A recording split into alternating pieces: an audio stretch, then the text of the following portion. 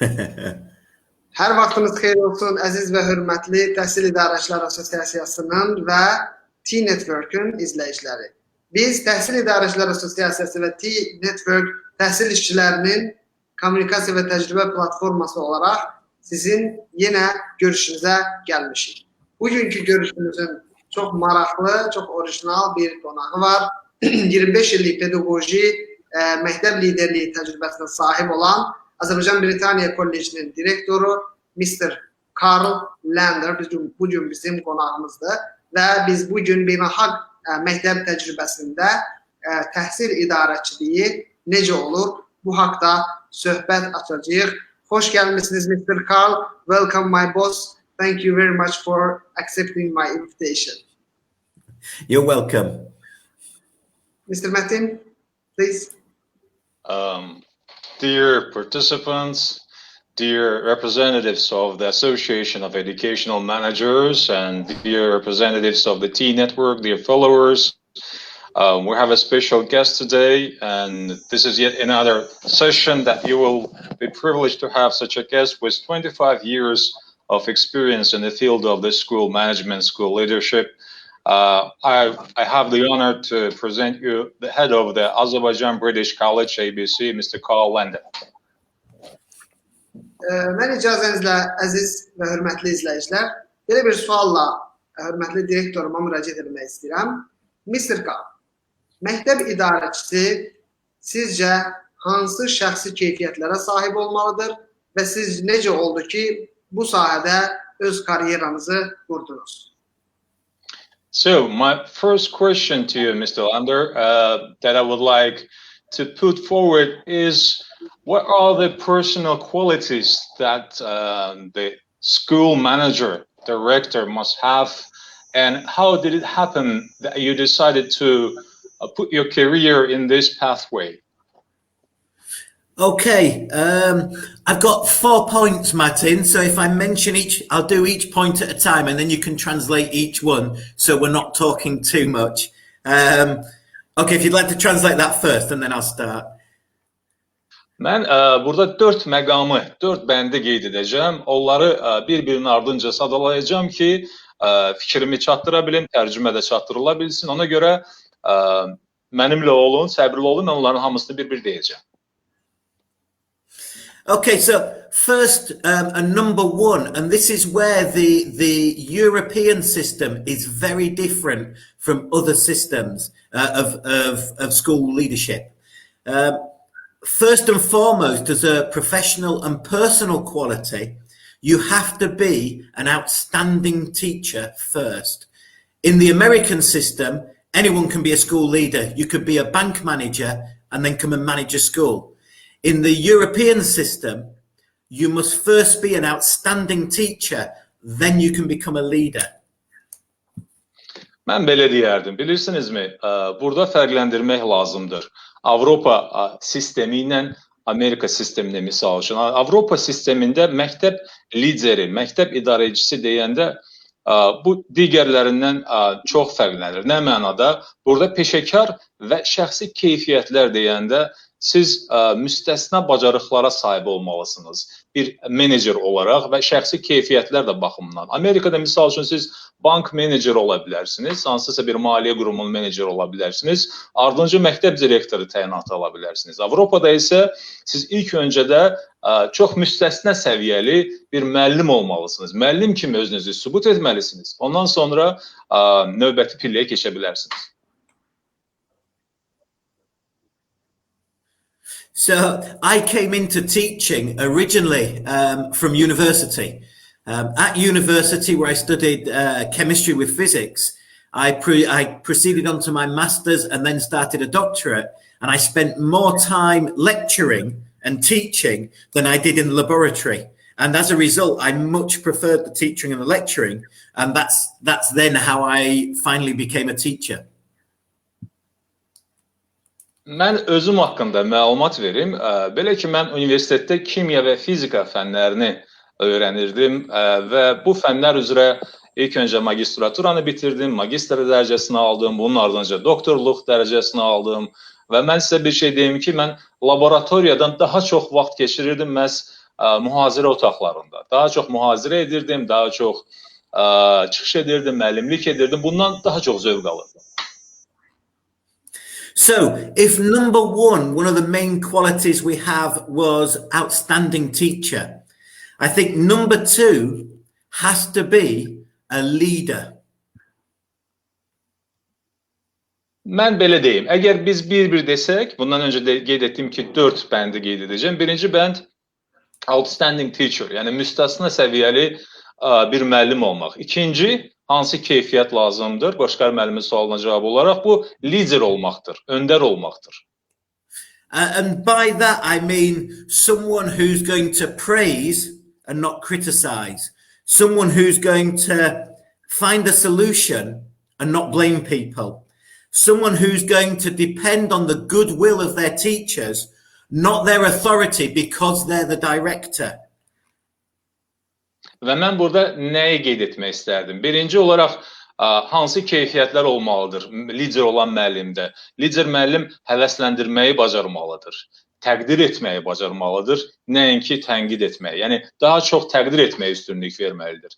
Lider və peşəkar bir müəllim çıxış yollarını, həll yollarını axtarıb tapmalıdır, nəinki digərlərini çətin vəziyyətdə günahlandırmalıdır.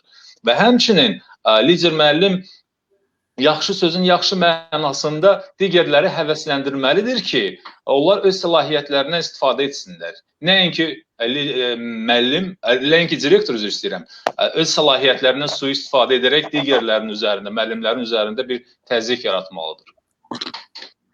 So I got into leadership because I was very lucky to work with some excellent leaders who taught me what they were doing, who I could learn from.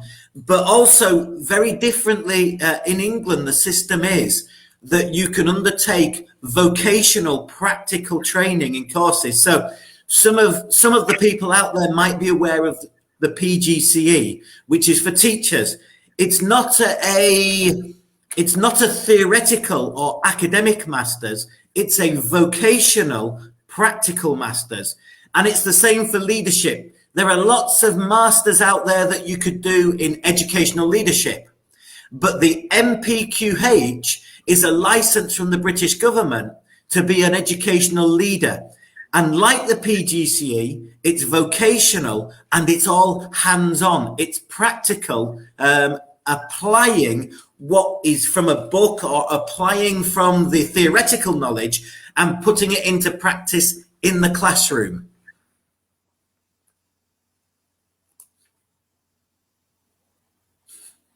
Metin Bey? Aha. Metin Bey gələnə qədər mən icazənizlə tərcümə edeyim.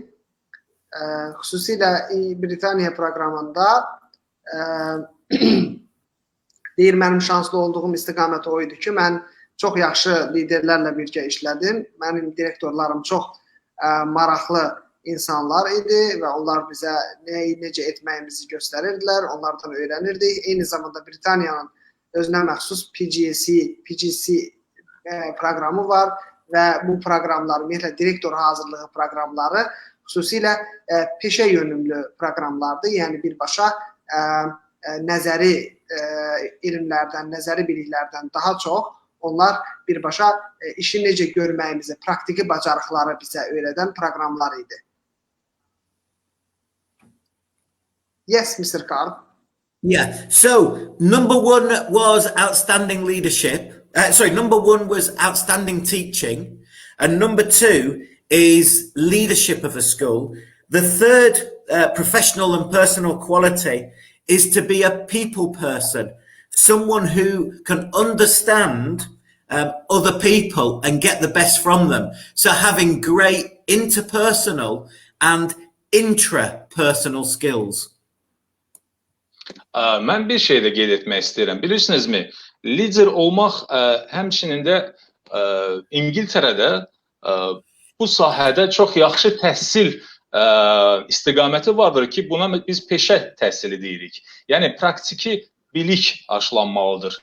Yaxşı müəllim lider olmaq üçün burada əgər siz keyfiyyətlərinizi, peşəkar keyfiyyətlərinizi təkmilləşdirmək istəyirsinizsə, burada xüsusilə PGSCE və həmçinin də MPQH deyilən lisenziyalaşma proqramları vardır. Bu proqramlar vasitəsilə müəllimlər məhz praktiki cəhətdən tədris alırlar və bu təlim və tədris kurslarının nəticəsində imtahan verərək lisenziya əldə edirlər. Bu lisenziya ilə onlar təhsil liderləri olurlar. Yəni bir növ sənədləşdirilmiş şəkildə təhsil liderlərinə çevrilirlər. Amma bir məqamı mən xüsusilə qeyd etmək istərdim ki, bu kurslar sırf peşə yönümlü kurslardır. Yəni vocational burada vurğuladı cənab Lander. Yəni bunlar sırf peşə ixtisası ilə bağlı, yəni praktiki bilik aşılanır müəllimlərə.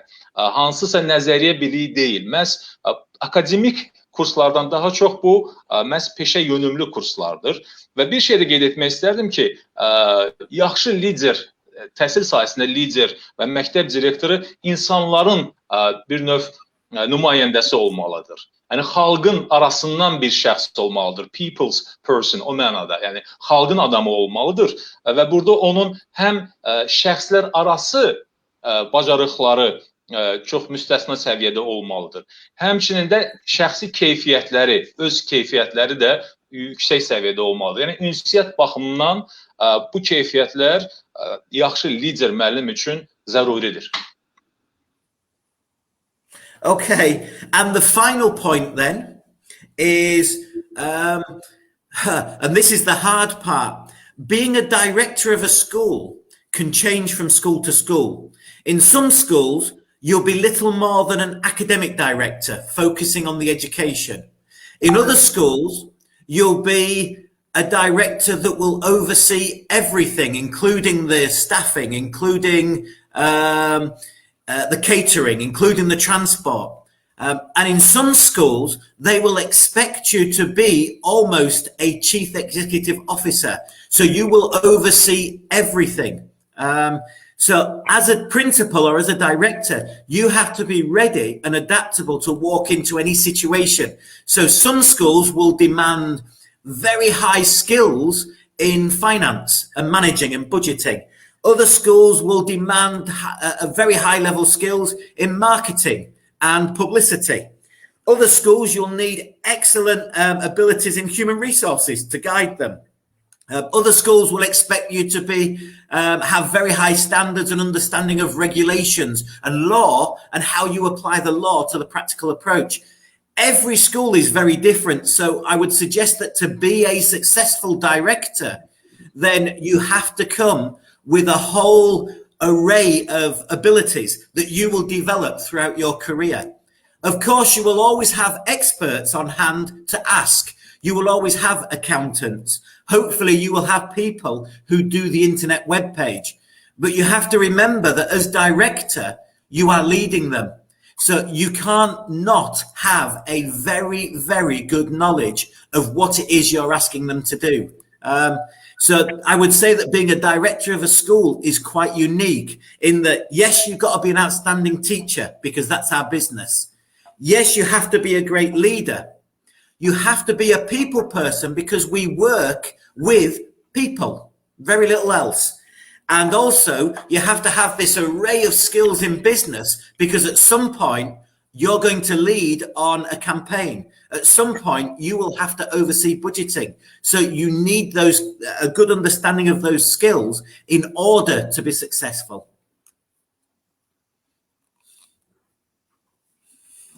Qoşqar müəllim, uğurlu olmaq üçün indi bir balaca o mürəkkəb hissəsinə keçirik məsələnin. Burada bilirsinizmi, uğurlu direktor məktəbdən məktəbə fərqlənir.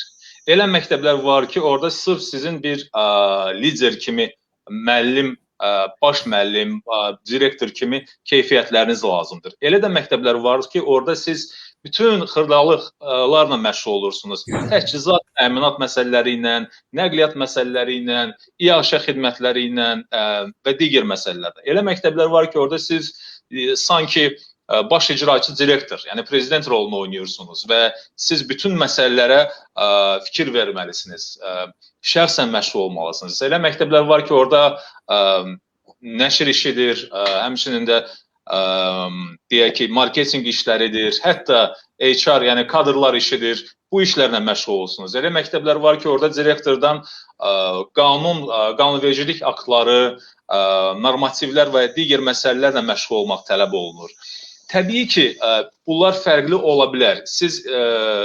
Sizin ixtiyarınızda mühasibatçılar da, maliyyəçilər də ola bilər, sizin ixtiyarınızda digər personal da ola bilər. Onlar sizə kömək edəcəklər. Amma əgər söhbət məhz liderdən gedirsə, yəni məktəb direktoru lider olaraq, bu zaman siz birinci xalqın adamı olmalısınız, amma bununla yanaşı nəzərə almalısınız ki, elə məqamlar olacaq ki, siz insanları düzgün idarə etməlisiniz. Elə məqamlar olacaq ki, sizin biznes bacarığınız tələb olunacaq. Misal üçün, büdcələşmə məsələsi, müəyyən məktəb layihələrində maliyyə resursları məsələsi, siz müxtəlif kampaniyalara, layihələrə, kampaniyalara rəhbər edəcəksiniz. Sözümün canı nədir? İlk öncə, təbii ki, yaxşı məktəb direktoru lider olmalıdır, xalqın adamı olmalıdır, bir nə qədər nəzəri bilikləri varsa, bir o qədər də peşə bilikləri olmalıdır, bacarığı olmalıdır və mümkün qədər həmçinin də əlavə keyfiyyətlərə də sahib olmalıdır ki, məktəb daxilində müxtəlif layihələri, proqramları idarə edə bilsin. Çox sağ olun, çox minnətdaram, çox maraqlı müsahibsiniz və çox maraqlı cavablarınız var. Bəli, ikinci suala belə bir başlanğıc eləmək istəyirəm. Ümumiyyətlə, əslində siz bəlkə də qeyd elədiniz, məktəb direktorunun peşəkar xüsusiyyətlərini sadalasaq, Mr. Karl. Yəni, orada hansı peşəkar xüsusiyyətləri, siz xüsusilə şəxsi keyfiyyətlərdən danışdınız, hansı peşəkar xüsusiyyətləri sadalayardınız bu siyahıda? Thank you very much, Mr. Lander, for your interesting remarks. You are a very interesting interlocutor. It's very nice to talk to you. However, talking about the specific qualities of a school director, what would be in your list of professional qualities of a school director? What will be number one, number two? How can you list them, you know, like the top qualities of a school director in terms of the professional qualities? Okay, personal qualities, resilience. You must be very resilient. You are going to meet people who do not want to change. You're going to work with hundreds, thousands of parents, and each parent will have their own idea about what you should be doing. And they all genuinely feel as though they know as much as you. So resilience would be number one. A willingness to collaborate, so open-mindedness and a willingness to work with other people, I would say is an important personal quality. And that links into delegating. Be happy to delegate. As a director, you are not an expert in everything. You can't be an expert in marketing, in budgeting, in accounts. You can't be an expert in the teaching and the leadership of people and the maintenance of a school and the catering. You can't be an expert in all of it. So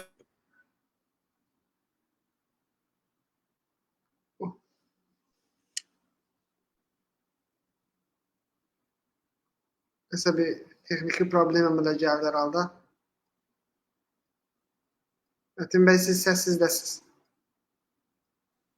Qoşqar müəllim, istəyirsiniz Karol qaydana qədər mən deyilənləri tərcümə edim. İstifadə edək, vaxtımızı itirməyək.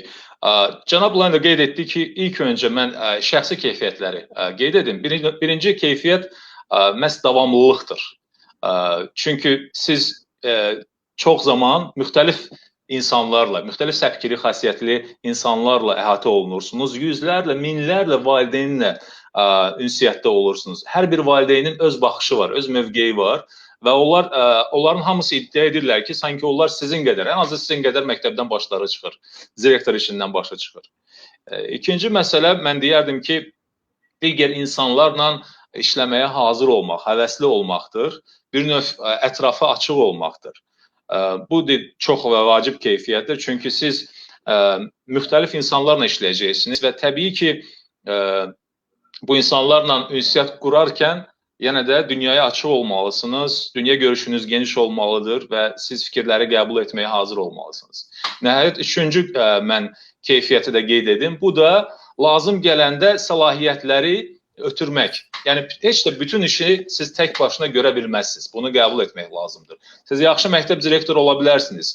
Amma heç də şərt deyil ki, siz eyni səviyyədə yaxşı mühasib, yaxşı maliyyəçi, yaxşı təchizat, tədarük işləri üzrə məsul şəxs, qidalanma, yaşa xidmətləri üzrə məsul şəxs ola bilməzsiniz. Lazım gələndə siz vəzifələri, yəni səlahiyyətləri belə deyək və tapşırıqları ötürməlisiniz digər işçilərə, yəni digər personala ki, onlar da işə cəlb olunsunlar, çünki bəzi işləri onlar sizdən də yaxşı görə bilərlər.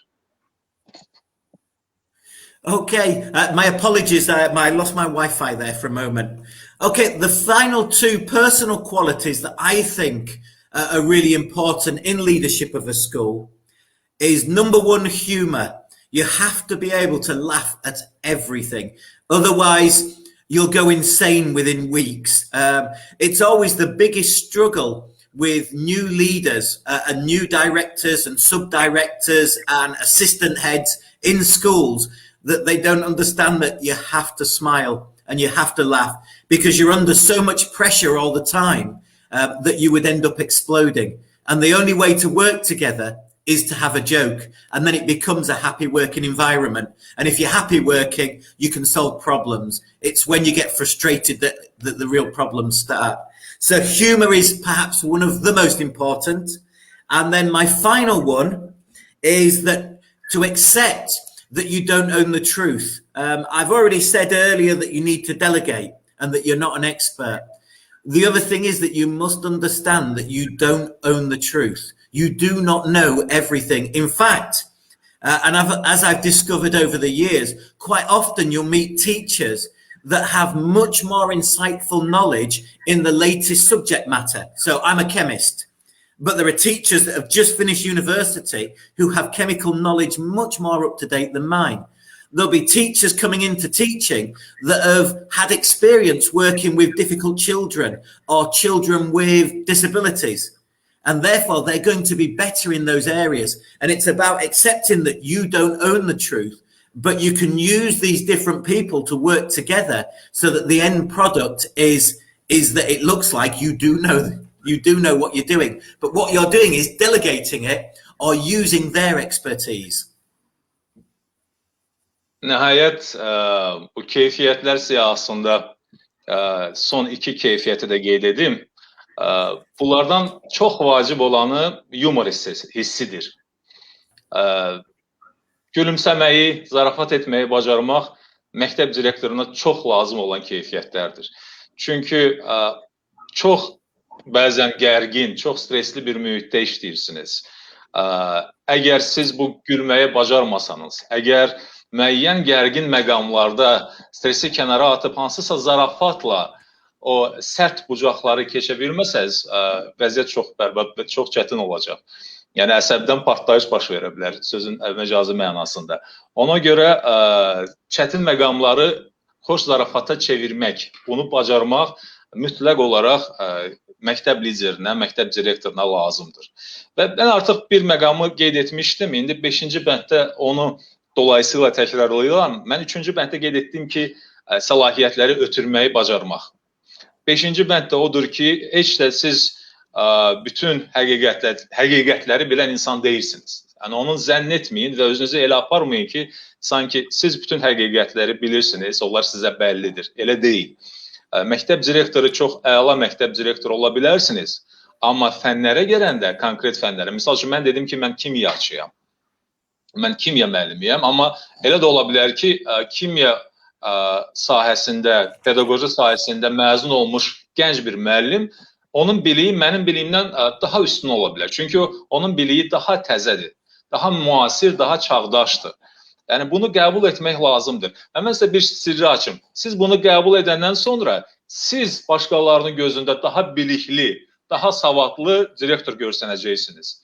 Bunun da sirri çox sadədir. Çünki siz digərlərindən öyrənirsiniz, imkan verirsiniz ki, onlar sizə kömək etsinlər. Onlar da sizə kömək etdikcə siz kənarda daha nüfuzlu, daha samballı, daha bilikli görsənirsiniz. Çünki elə müəllimlər var, misal üçün, onlar əlilliyi olan uşaqlarla işləyirlər. Bilirlər ki, əlilliyi olan uşaqlarla necə işləmək lazım. Yəni işin bütün o spesifikasını, xırdalıqlarına bələddirlər.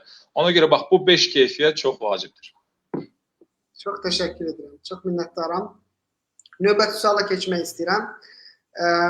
Mr. Karl, siz direktoru olduğunuz məktəbin həm də valideynisiniz. Mən də sizin 2 övladınıza dərs deyirəm. Yəni, bu məsuliyyət mən öz üzərimdə hiss edirəm.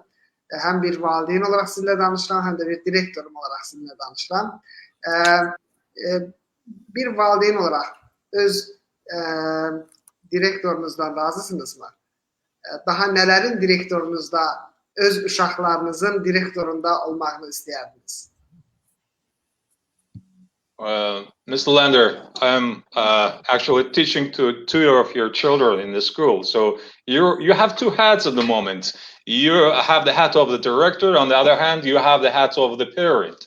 And I have the honor to teach to your children. So what would be your feedback? What would be your reflection as a parent in terms of the school, in terms of the leadership of the school? What do you think about it? If you put yourself back into the position of a parent, what would be your opinion? What would be your assessment of a school and the leadership?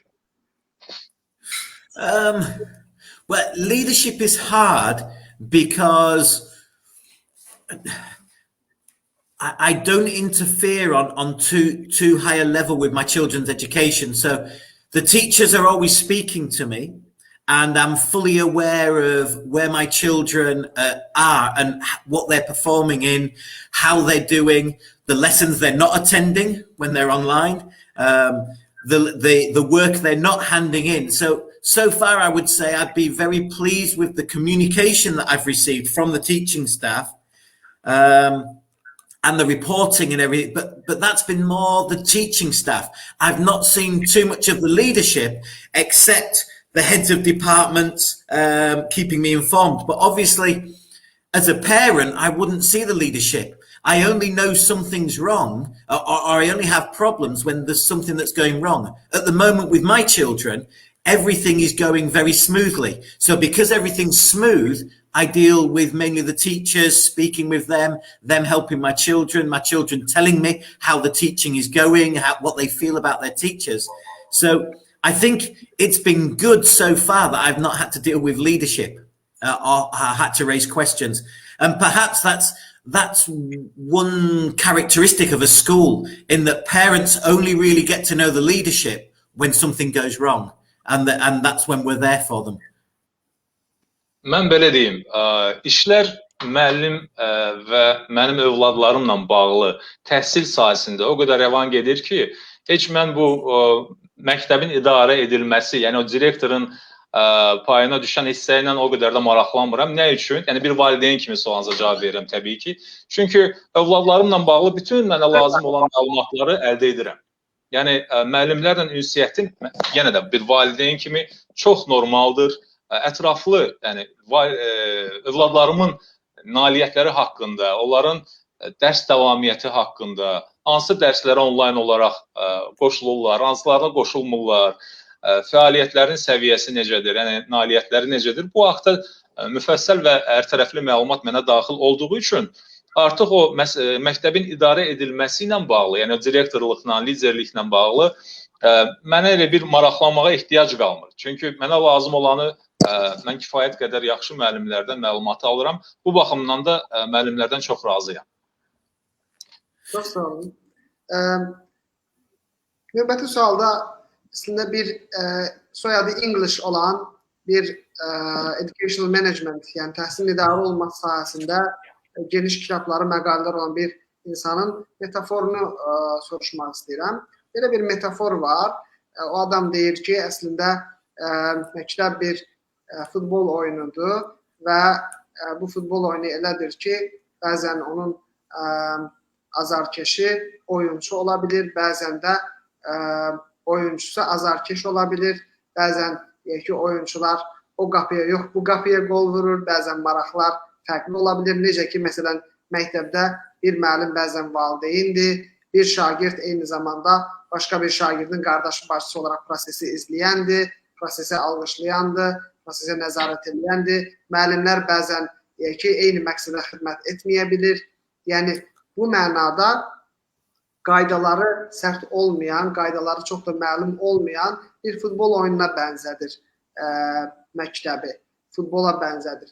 Belə bir metafora içərisində, belə bir oyunda, belə bir futbolda məşqçi olmaq necə bir hissdir, Mr. Carl? My question, Carl, is the following. There is an educational management scholar, the person in the field of the educational management with the surname English, actually, and he has this metaphor. He says like the school, being a school director, and well, the school itself, it is very much like, you know, in the football game. It's very much like a soccer, and the game with not a fixed, not strict rules, where the players and even the spectators, they may join the game and they may become players, and then they may swap the positions, and then they may take the wrong goal, the wrong direction, and they can score the goal into the wrong direction and the wrong goals. So and how does it feel like, you know, being a director in such a football game, in such a football pitch, and a team where you have soft and not fixed and changing, you know, rules and regulations? Okay, that's a great example. The idea of a school being like a football game is exactly that. In fact, there was a phrase coined about 5 years ago where they stopped referring to us as school directors, and it was called football management schools, because the schools were only having directors for 1 or 2 years. And if you didn't fix the school within that 1 or 2 years, you were gone. Just like football management. If you couldn't come in and organize it and give it a direction and produce results immediately, you were fired. And that was thanks to the growing number of schools out in the Middle East and China. Mən sizə hətta bir şey deyim, Qoşqar müəllim. Bu metafora ilə bağlı, bu analogiya ilə bağlı təsadüfi deyil. Çünki bu direktor kəlməsi və məşqçi kəlməsi futbolla müqayisədə məhz futboldan, məktəb və futbol arasında əlaqədən götürülmüşdür. Çünki məktəbdə direktor kəlməsi deyəndə ilk növbədə məktəbin işini qaydaya salan, yəni 1-2 il ərzində qaydaya salan şəxs olmalıdır ki, öz işini görür, yəni direct sözündən düzgün istiqamətdə aparır, direktorluğu icra edir. Eyniliklə futbolda da elədir. Misal üçün, futbol məşqçisini dəvət edirlər. O bir menecer olaraq, ingilis dilində manager deyirlər ona, futbol komandasını düzgün idarə edir, onu düzgün reysə qoyur. Əks təqdirdə, əgər nailiyyət yoxdursa, nəticə yoxdursa, o da işdən uzaqlaşdırılır. Bu fenomen daha çox yaxın şərqdə və Çində xüsusilə məktəblərin idarə olunması praktikası nəticəsində ərsəyə gəlmişdir. So what's it like? What's it having that experience? I would liken it, and I'm sure many of my colleagues here watching today will appreciate this. It's like being in an early years or preschool class. So you've got 20 children and they're going everywhere and doing everything, and you have to try and corral them or group them so that they start to work productively as a class. But those same 20 children have 20 individual ideas, and they're all going everywhere, and you as a teacher are trying to guide, coach and facilitate. And a big school is no different to that small class or that crazy football field where they're all going everywhere. And that's where it comes back to some of the comments I made earlier, that you've got to be resilient. You've got to have humor. When you've got players running in all directions, and some of them are doing it because they want to do it and they're not listening to you, or they don't want to follow the plan of the team, then you have to have humor, because that's life. Nothing will ever run perfectly. And if you can laugh in the face of that and still keep encouraging, because it's not about 10 minutes. It's not about an hour. It's not about one academic year. We're talking of 5 or 6 academic years. So in the first game, there will be everywhere, and you can laugh and you can try and coach. And in the second game, they might be a little bit better, but it's exactly the same. But then after 5 years, you would have coached them you would have influenced, you would have learnt from them how to do things their way in order to achieve it. And then over the 5 years, you can start to change some of that chaos. But in essence, it's always going to be chaotic.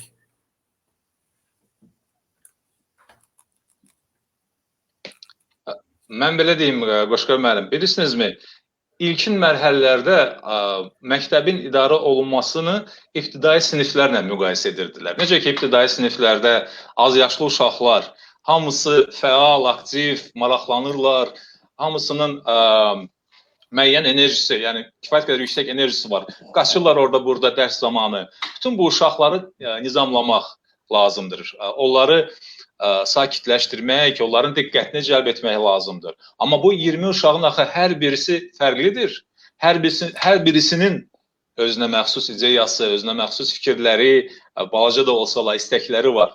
Yəni bu bir tərəfdən nizamlama prosesidir, digər tərəfdən düzgün istiqamətləndirmədir. Mən məktəbi bax bu ibtidai siniflə müqayisə edirəm. Sanki məktəb o ibtidai sinifin böyük bir formasıdır. Sanki məktəb futbol komandasının daha böyük formasıdır. Orada 11 nəfər meydanda və digərləri ehtiyatdadırsa, məktəbdə bunların sayı daha çoxdur. Və necə ki, həmin o ibtidai sinifi, az yaşlı tələbələri, şagirdləri siz nizamlayırsınız. Necə ki, futbol komandasında olan oyunçuları nizamlayırsınız. Eyni şəkildə də məktəbi daha təbii ki, geniş miqyasda nizamlamalısınız. Bütün oyunçular eyni deyil. Elə oyunçular var ki, onlar sizin verdiyiniz təlimatları yerinə yetirmirlər və yaxud da ki, özləri üçün oynayırlar, nəinki komanda üçün. Və bu oyunçuları təbii ki, onları üzərinə getməklə deyil, məhz yumor hissi ilə, həvəsləndirməklə siz düzgün istiqamətləndirə bilərsiniz. Çünki bu məsələ hansısa 45 dəqiqəlik birincisə, 45 dəqiqəlik ikinci time deyil. Bu məsələ, yəni 1 saatlıq dərs deyil. Bu məsələ bütün o akademik, o təhsil, tədris ilini və illəri əhatə edən prosesdir. Ona görə başlayanda təbii ki, müəyyən çətinliklər ola bilər. Amma 5 il keçəndən sonra siz düzgün məşqçi olaraq, düzgün direktor olaraq, nüfuzunuzu ortaya qoyaraq, siz səbrinizi ortaya qoyaraq, yumor hissinizi ortaya qoyaraq, digərlərindən öyrənərək, çünki onlar da sizə çox şey verə bilər, bu prosesi nizamlayırsınız və düzgün idarə edə bilirsiniz. So, sorry, just to finish off, because you've mentioned football, I would like to encourage all my fellow directors, and particularly those young people out there that are thinking of becoming school leaders, to study football managers. You can learn a huge amount from the football managers. So if we use Sir Alex Ferguson as an example at Manchester United, he's an autocratic leader. If you do something wrong, he will scream and shout at you. He will order you what to do. That's great if you want to be a leader like that, but it only works if you have absolute authority over them. You might like to study Jose Mourinho, who will attempt to inspire you, will attempt to play with your psychology so that you fully support him and his goal. Again, it's a great way to be, but it's not the only way. You might like to go and look at what Klopp is doing in Liverpool and how he gets the players on side and works very much as one of them in a much more democratic style of leadership. Or you might want to go and look at Guardiola and see what he's doing and understand that he has such a huge technical knowledge of the game that the players automatically listen to him because of his background knowledge. No one of those approaches in leadership is the best approach, but they're all very different. And I would recommend that people that want to understand how to be a director of a school, go and have a look at some football managers and see how they manage their side and what they do well and what they don't do so well, because you will come across exactly the same in a school and be able to use those techniques. Bir halda ki biz futbolla analogiya çəkdik, gətirdik. Mən bu futbol mövzusuyla davam edim. Bir arxa fon kimi əgər biz futbolu düşünsək, mən çox məsləhət görərdim. Mən həmkar direktorlara üzümü tuturam və xüsusilə gənc liderlərə ki, onlar gələcəkdə məhz təhsil liderləri, məktəb direktorları olmaq istəyirlər. Çox məsləhət görərdim ki, onlar futbol menecerləri, yəni futbol məşqçilərini izləsinlər. Hətta imkan varsa futbol məşqçilik kurslarına belə qatılsınlar.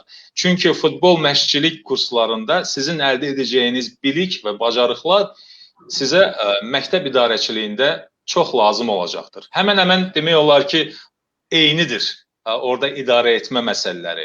Və yeri gəlmişkən, futboldan söz düşmüşkən, biz müxtəlif idarəçilik tərzlərini görə bilərik, üslublarını görə bilərik. Misal üçün, Manchester United'in əfsanəvi məşqçisi Alex Ferguson, o çox avtokrat insan olubdur. Çox, yəni, komandanın üzvlərinə, oyunçulara qışqırırmış, səsini ucaldırmış, onlara nəyi necə etmək lazımdır, əmranə şəkildə söyləyirmiş. Yəni, onun idarəçiliyi bu mənada çox əmranə idir.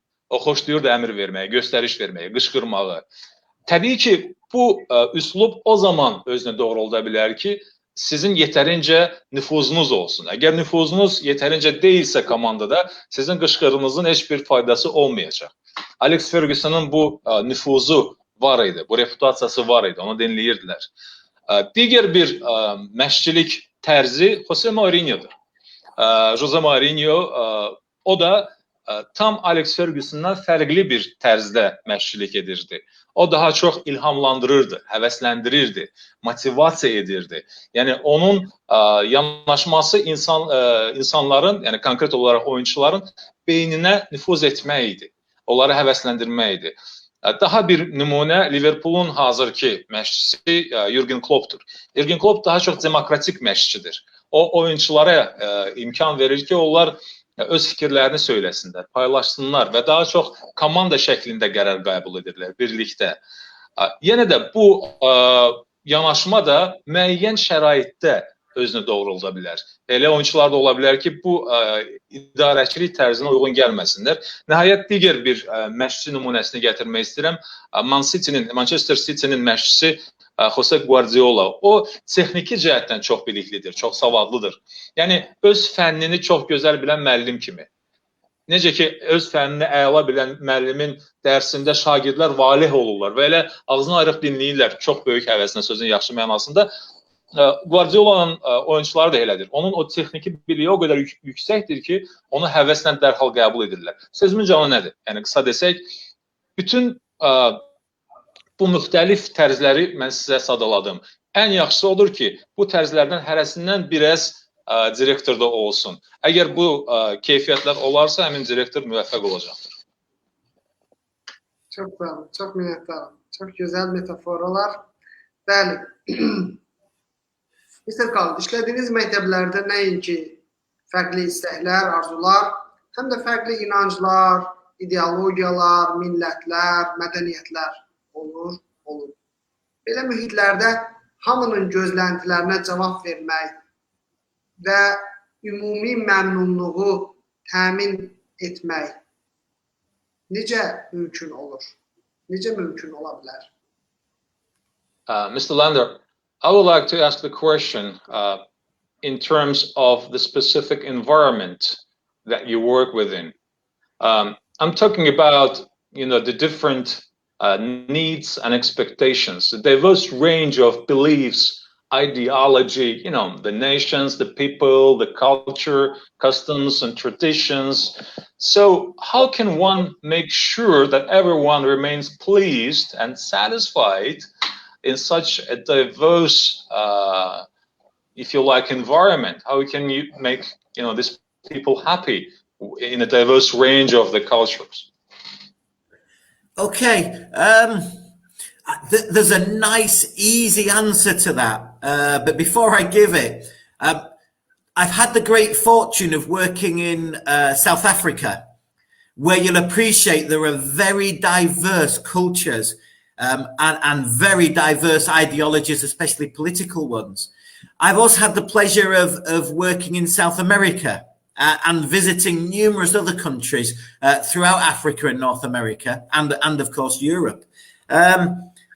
What's amazed me is always the huge, colourful and vibrant differences in the cultures. However, there are things that unite us. So how do we keep everyone happy? How do we meet everyone's expectations?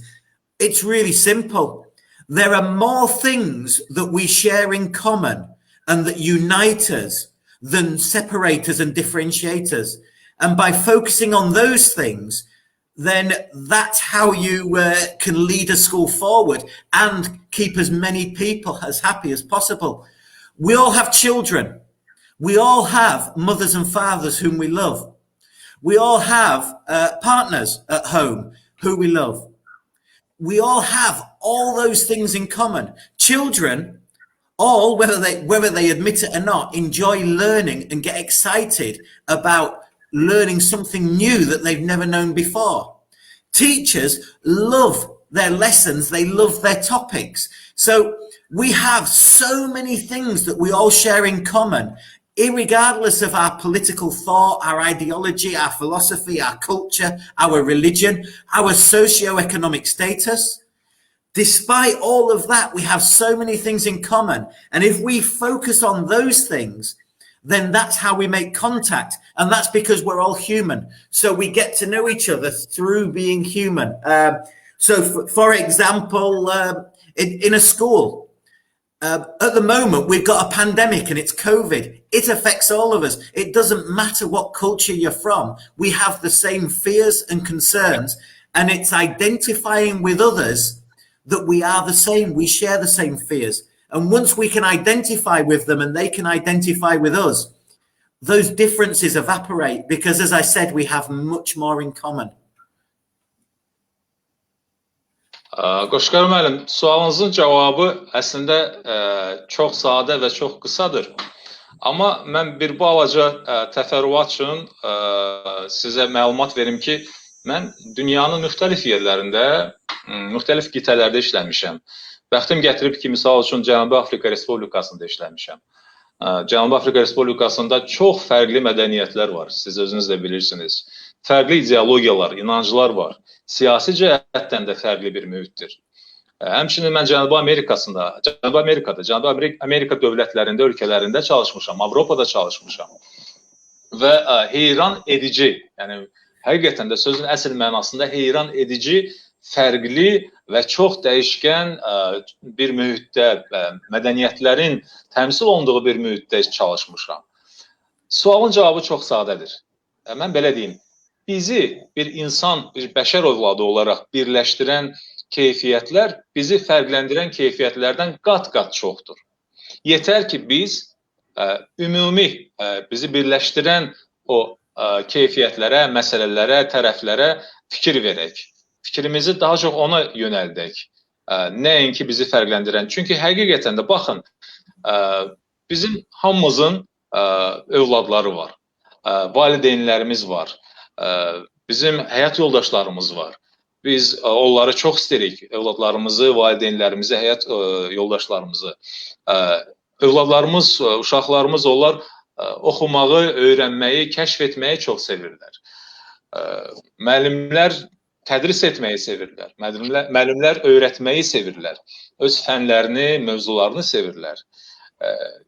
Bəli, mədəniyyət baxımından, yəni adətən nə baxımından, ideologiya baxımından, sosial-iqtisadi status baxımından fərqli ola bilərik.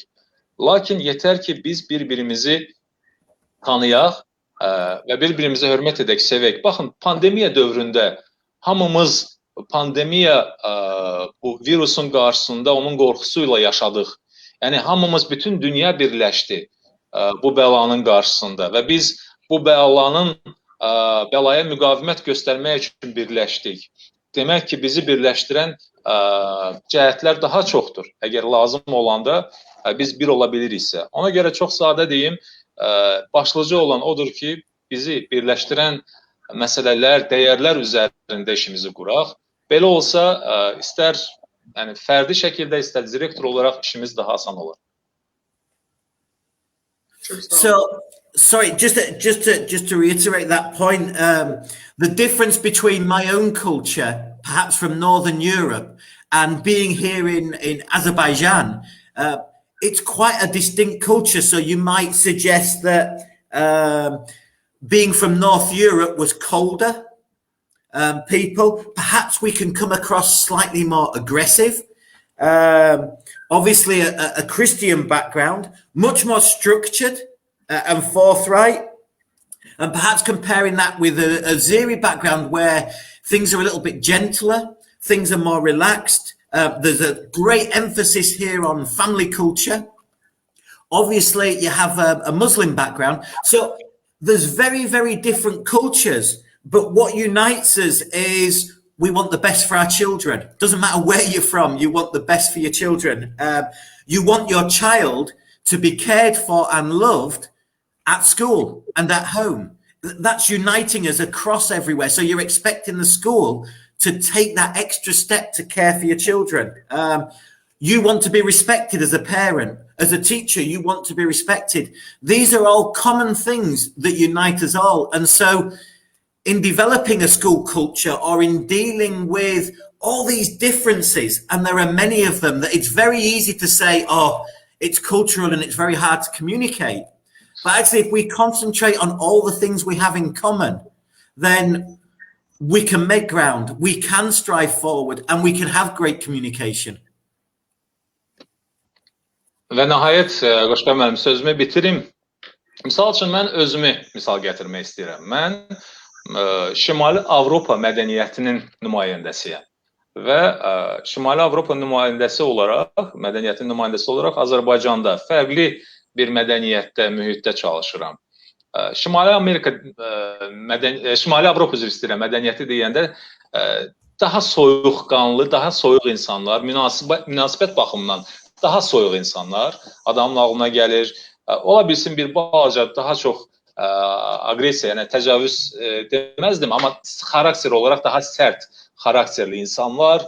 Üstəgəl xristiyan inancları daha strukturlu olan bir sistem və digər tərəfdən Azərbaycan mədəniyyəti daha yumşaq, daha ailəcanlı, ünsiyyətdə daha istiqanlı, daha hərarətli, daha hardasa rahat bir mədəniyyətdir və üstəgəldə İslam şəriəti üzərində qurulmuş bir mədəniyyət. Yəni, kifayət qədər fərqli, mən deyərdim ki, mədəniyyətlərdir. Amma bununla belə bizi birləşdirən bir çox cəhətlər var. Başlıca cəhəti odur ki, biz hamımız övladlarımız üçün ən yaxşısını istəyirik. Biz hamımız istəyirik ki, övladlarımız evdə də, məktəbdə də yaxşı nəvaziş görsünlər, qayğı görsünlər, qayğı ilə əhatə olunsunlar. Bir müəllim olaraq biz nə istəyirik? Müəllim olaraq biz istəyirik ki, biz fənnimizi tədris edə bilək rahat və bizə hörmət edilsin, bizə ehtiramla yanaşılsın, bizi dinləsinlər. Yəni, bir daha qeyd etmək istəyirəm ki, bütün fərqli cəhətlərə baxmayaraq, əgər biz işimizi ortaq cəhətlər üzərində qursaq, müvəffəq olacaq. Çox sağ olun, Mr. Karl. Mən növbəti sualımı belə qoymaq istəyərdim. Mr. Karl, bir də siz məktəbin uğurunu nədə görürsünüz? Yəni, məktəbin uğuru sizə görə nədir? My next question, Mr. Lander, if I may, what is the success of a school? How do you see the success of a school? What makes the school successful in your mind? Okay, this is just in my mind. This isn't for the board of directors or this isn't for the parents. This is just my opinion. What makes a successful school is the outcome for the students. So if the students leave the school to take part in society, a productive, positive part in society, then we've made a success. If the child leaves the school and they've always wanted to be, say, a girl has always wanted to be an engineer or a pilot, or one of the young boys has always wanted to be a musician or a doctor. If they leave a school having achieved that, then we have achieved our objective. We've taken them in as a young child. We've realized their dreams for them. and then they move on to the next stages in their life. Quite often schools get pointed at for saying, we just do academic. We're responsible. As a director, I'm responsible for the academic development of the school. I've worked in different schools. I've worked in some schools that have very, very high academic achievement. However, members of those schools have also gone on to prison for selling drugs, or they've been politicians that have been found out for corruption. That's us as a school that failed them, because all we focused on was academic qualifications. We didn't teach the whole person. And likewise, there'll be some children who struggle for academic subjects. And as a school, we need to move them on, not so that they go off and complete and become a brain surgeon, but so that they can achieve what it is they want to achieve. So when you say, what is a successful school? It's a school that balances the academic development alongside the personal development of a child. And the best schools will have a mixture of those. Some schools, and there are famous ones around the world, solely focus on the academics and their children go off to Cambridge and Oxford. And that's great, but it doesn't always help all the children at the school. There are other schools, and some of our listeners might be aware of things like the Waldorf school or the Montessori system, which are great systems, but don't always prepare people for life and academic study. And the reality is that life is a lifelong learning process. So for me, the success of a school for us is something that balances that academic side with the welfare of the child, so that at the end of the process, they leave our school and go on to achieve what they want to achieve.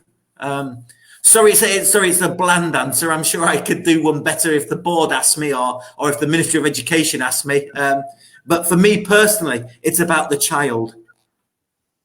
Mən şəxsən deyirəm ki, uğurlu məktəbin başlıca göstəricisi məhz uşaqdır, uğurlu uşaqdır. Təbii ki, mən indi şəxsən öz adımdan deyirəm, öz fikrimi söyləyirəm, Qoşqar müəllim. Burada direktorlar şurası, valideynlər şurası və s. Onların fikri fərqli ola bilər. Ola bilsin, mən indi bu direktorlar şurası qarşısında çıxış etsəydim, Təhsil Nazirliyi qarşısında fərqli söyləməli olacaqdı. Amma səmimi deyirəm, yenə də.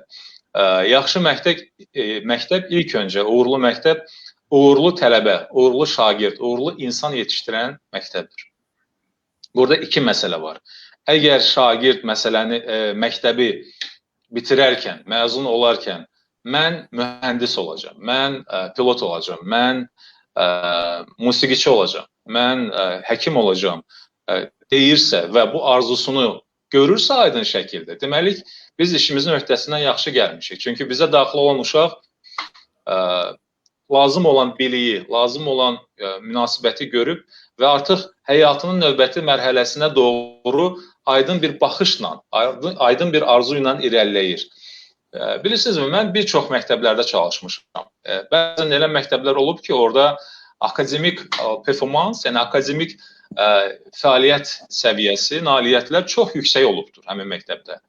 Lakin həmin məktəbin məzunları arasında məhbuslar, məhkumlar, korrupsiya hallarında adı çəkilən rəsmilər də olubdur. Demək ki, məktəb biliyi verib, savadı verib, amma məhz o keyfiyyəti, insani keyfiyyətləri aşılaya bilməyibdir. Bir çox sistemlər var, fərqli sistemlər var dünyada. Elə məktəblər var ki, onlar sırf tədris proqramlarını və yanaşmalarını akademik təməllər üzərində qururlar. Lakin şəxsi inkişafı kənara qoyurlar. Waldorf və Montessori deyilən sistemlər var. O sistemlər yaxşı akademik bilik verə bilər, amma həyata hazırlıq baxımından, insani o keyfiyyətlər baxımından o keyfiyyətləri tam olaraq verə bilmirlər. Mən deyərdim ki, yaxşı məktəb ilk öncə, yəni də qeyd etdiyim kimi, yaxşı tələbə, yaxşı insan yetişdirən bir məktəbdir ki, onun yetişdirdiyi tələbə və şagird həyatda özünü doğruldur, həm insan olaraq, həmçinin də savadlı bir peşəkar olaraq. Çox sağ olun, Mr. Karl. Qısaca bizə xülasə edə bilərsinizmi zəhmət olmasa? Məktəbdə xüsusilə bizi izləyən direktorlar bu məsələlərlə çox maraqlanır. Məktəbdə akademik nəticələri yüksəltmək üçün direktor nələr edə bilər? Yəni məktəbdə şagirdlərin vəziyyəti orta haldır, uğurları ilə seçilən bir məktəb deyil. Akademik uğuru artırmaq üçün hansı fəaliyyətlər edə bilər məktəb direktoru? Thank you, Mr. Lander. Well, just to summarize, this is a question which our directors are specifically eager about, and they would like to know what can a school director, what can a headmaster do to boost the academic performance of a school. Imagine the school with a mid-level performance, with our outstanding performance, outstanding students. So what can directors specifically do to boost the academic performance of a school? Okay, there's some very, very easy, quick fixes. And this isn't rocket science. Happy children learn. If you want children to learn, make them happy. It's not rocket science at all. If you want the children to work harder, then they got to want to work harder.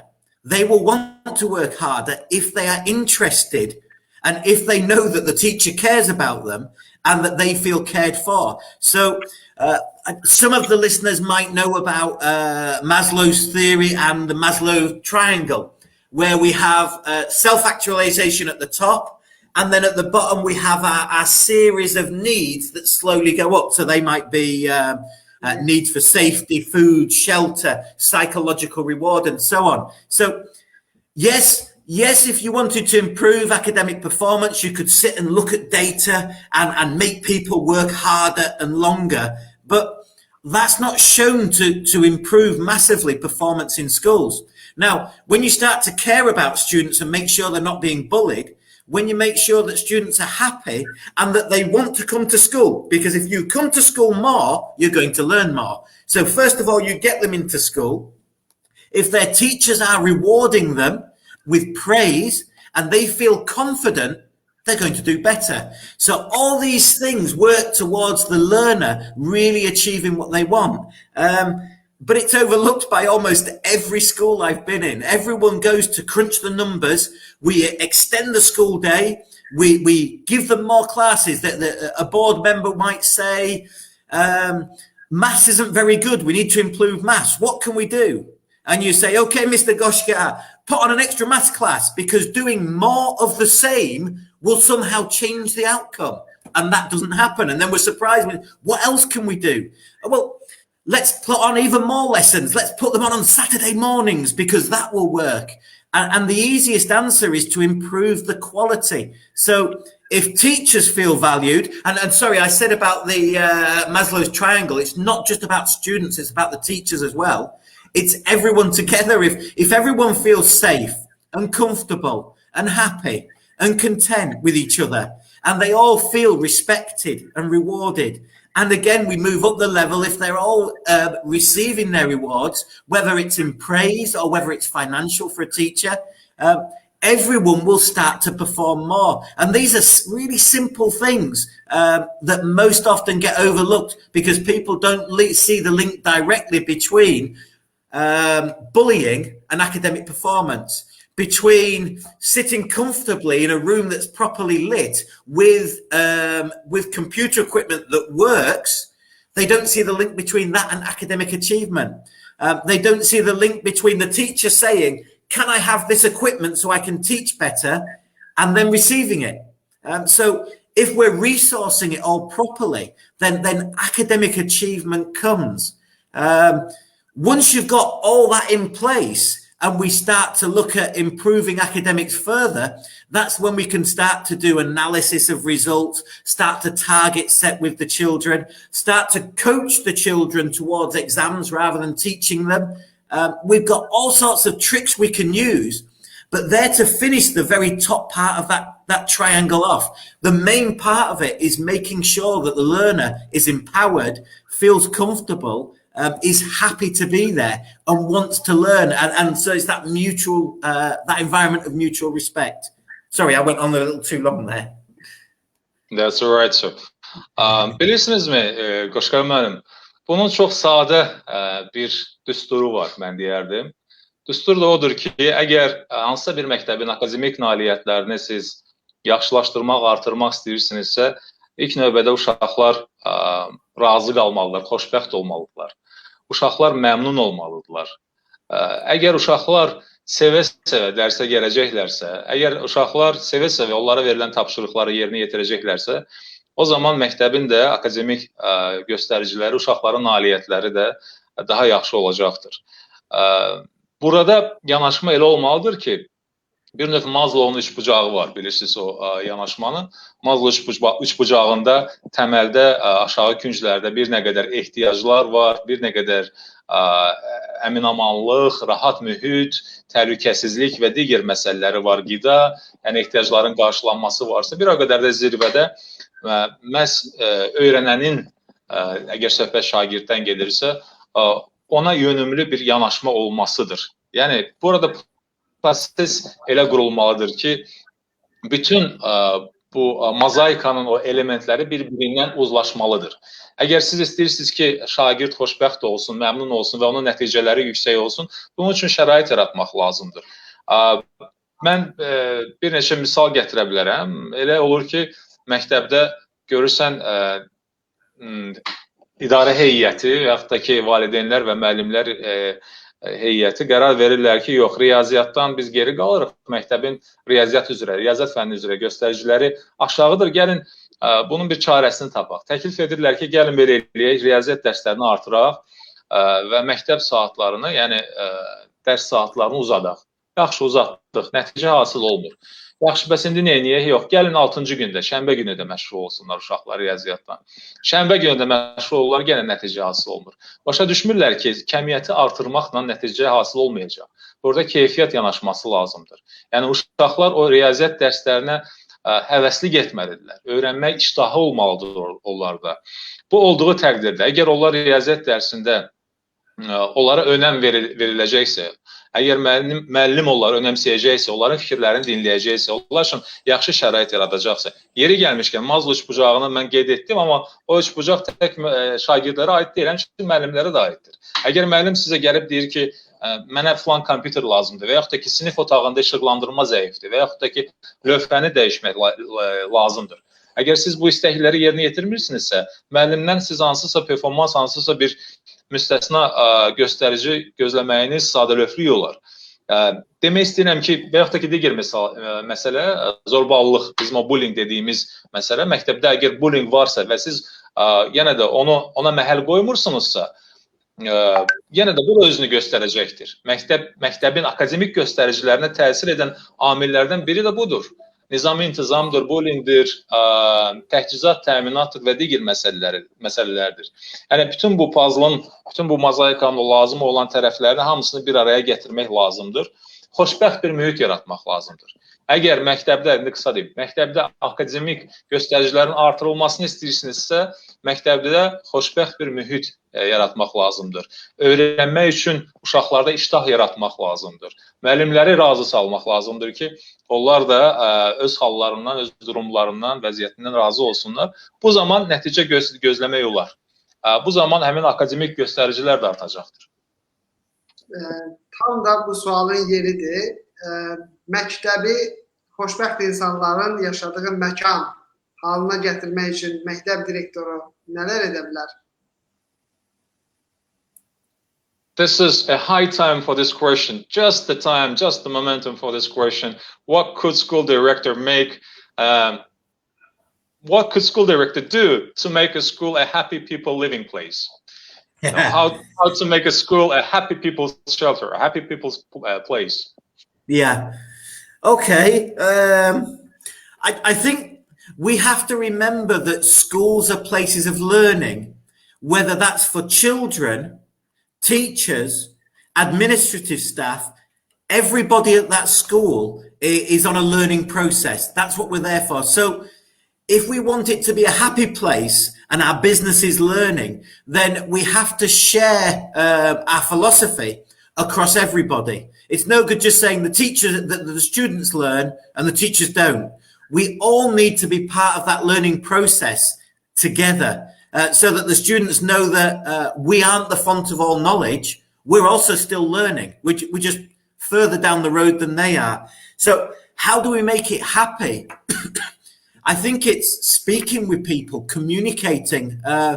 You might have understood so far that I'm a firm believer in transparency and doing things together. If we have communications in a school and it flows and everyone speaks to each other, then we all feel part of that school and we all feel like we have a voice. So it's not about the students just coming to learn and that's it. They need to have an empowerment, a voice for them to be heard, and we need to be listening to it. The staff need a voice to be heard and for us to be listening to it. The director has a voice that needs to be heard and he needs listening to as well. But unless I listen to the students, unless I listen to the staff, how are they going to listen to me? So I have to model that behavior so that we all start listening to each other. And then when we're all listening and communicating and sharing the experience and sharing decisions, then the school becomes a happier place. What do you want from the school? I want this and this and this. What do I want from the school? I want this. So by communicating it, we end up creating a school that we all want. Qoşqar müəllim, mən belə deyim sualınıza cavab olaraq, əgər biz məktəbin xoşbəxt insanların məkanı etmək istəyiriksə, yaddan çıxarmayaq ki, məktəb ilk öncə təhsil yeridir. Amma təhsil yeri tək tələbələr üçün deyil. Bu həmçinin müəllim heyəti üçün təhsil yeridir. Bu həmçinin inzibatçılar üçün, bu həmçinin məktəb işçiləri üçün, məktəb infrastrukturunda həyatda işləyənlər üçün və direktor üçün də öyrənmə yeridir, təhsil yeridir. Bizim ümumi bir fəlsəfəmiz olmalıdır. Bu fəlsəfə hər kəsə sirayət etməlidir. Yəni, burada sahibli hissi olmalıdır. Məktəbdə çalışanların hamısında vahid bir fəlsəfə, bir məfkurə olmalıdır. Biz bilməliyik ki, amalımız nədir? Nə üçün biz öyrənirik? Nə üçün biz bu məktəbə övladlarımızı göndəririk? Nə üçün onlar təhsil alırlar? Və qeyd etdiyim kimi, bu həm şagirdlər üçün, həmçinin müəllimlər üçün də öyrənmədir. Müəllimlər də şagirdlərlə bərabər puxtələşməlidirlər, təkmilləşməlidirlər, inkişaf etməlidirlər. Mən, yəqin ki, artıq mənim əvvəlki cavablarımdan bunu hiss elədiniz. Mən şəffaflığı və ünsiyyəti çox dəstəkləyirəm, ön plana çəkirəm. Məktəbdə də şəffaflıq və ünsiyyət olmalıdır. Daim davamlı təmas olmalıdır, ünsiyyət olmalıdır. İnsanlar bir-biri ilə təhsillə bağlı, məktəblə bağlı danışmalıdırlar, fikirlərini çatdırmalıdırlar, səslərini uzatmalıdırlar, sözün yaxşı mənasında, yəni fikirlərini çatdırmaq mənasında. Əgər mən bir direktor olaraq istəyirəm ki, məni eşitsinlər, mən elə etməliyəm ki, mən də digərlərini eşidim. Əgər mən digərlərini eşitməsəm, onları dinləməsəm, məni də heç kim dinləməyəcək. Yəni, elə bir mühit yaratmaq lazımdır ki, qarşılıqlı ünsiyyət olsun, fikir mübadiləsi olsun. Və mən bir növ öz davranışımla bir nümunə olmalıyam, bir model yaratmalıyam. Və mən bir nə qədər şəffaf, ünsiyyətçil olsam, bir nə qədər digərlərinə açıq olsam, bir o qədər də məktəb bundan udacaqdır və məktəb də tərəqqi edəcəkdir. İzləyicilərimizdən birisi soruşur. Deyir ki, məktəblərdə şagirdlərin inkişafı yönümündə müəllim-şagird valideyn kommunikasiyasını necə təşkil edə bilər? Hansı istiqamətlərini uyğun bilirsiniz? How can we set, thank you, Mr. Lender. How can we, next question by actual followers, by one of the participants asking, how can we ensure this communication between teacher, student, and parent for the benefit of the school? How can we make sure that we have this successful communication between teacher, student, and parent? It's very, very, very hard work. And it's time consuming. You can't just do this and send an email and it all sorts itself out. You can't just send a WhatsApp message. It's about allowing time for it. You have to, as a director, build into your day the ability to always receive people. Typically with parents, they want to be heard. they don't always have the time to wait to be heard. And as a leader, sometimes you have to accept that you need to put time aside just to listen to them. For those at the ABC community at our school, they'll be aware that we have constantly every week videos going home or videos going on social media. We have emails going home all the time. Sometimes the emails are very short emails just saying, hello, I hope everyone is safe this week. Keep looking after each other. Enjoy the weekend with your family. Sometimes they're just simple short ones to build that bond between school and home. Sometimes they're very long ones with detailed information. If we weren't in COVID, I would be inviting groups of parents in all the time. Sometimes it's just for a cup of tea and to gossip. And it's great to talk about football or politics or what's happening in Baku. Other times it's to discuss important things like assessment or reporting or how the parents can help the school more.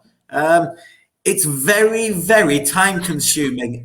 One of the questions that might come later, and I'll share a little bit about Latin America, is within Latin America, the parents place huge priority on that face-to-face and human contact time.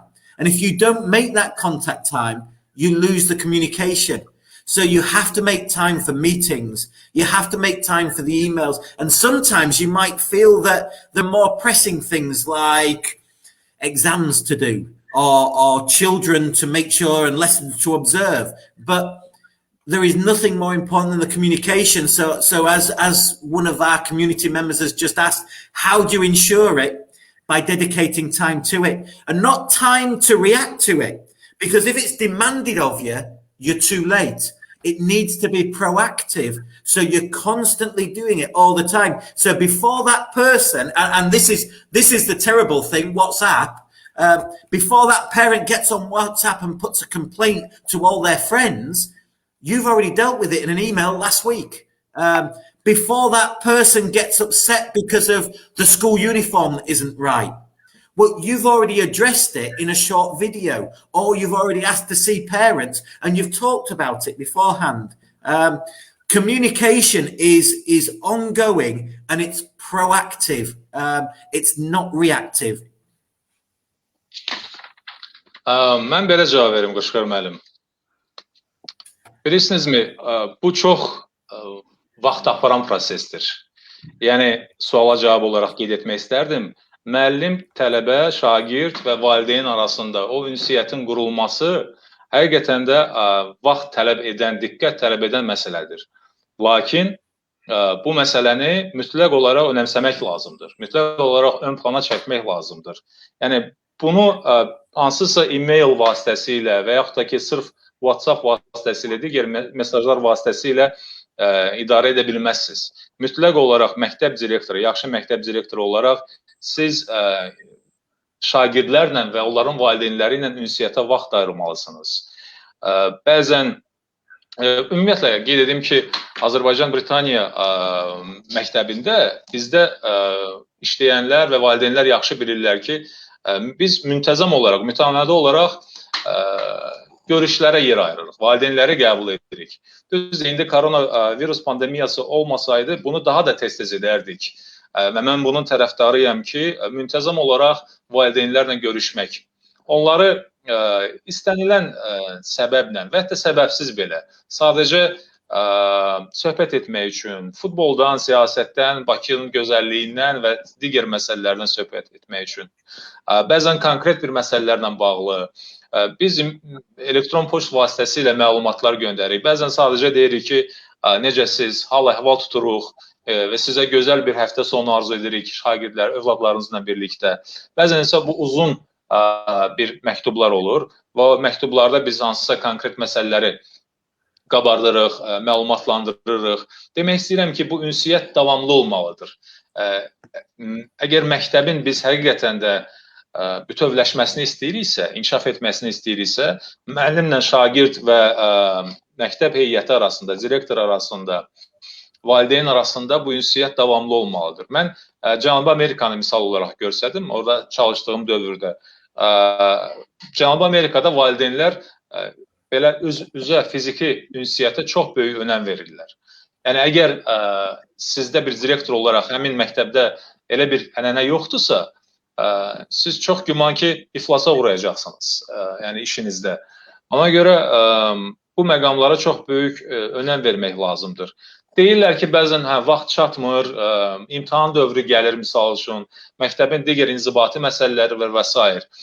Mən deyərdim ki, hər bir halda valideynlərlə ünsiyyət üçün mütləq olaraq vaxt tapmaq lazımdır və burada yanaşma önləyici, preventiv, profilaktik olmalıdır.